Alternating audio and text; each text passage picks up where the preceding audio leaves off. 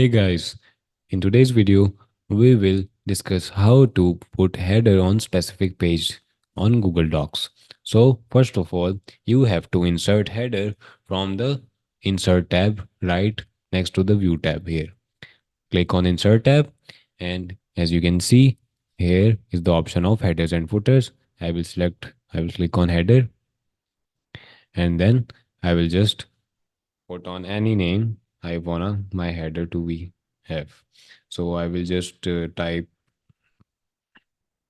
header and then there you go. But so we want the header to be appear on the specific pages. So to do that, we will just go to header and then click on this different first page option. Click on this different first page and then as you can see the header will be appeared on the second page, or if you have the third page or fourth page it will appear on that.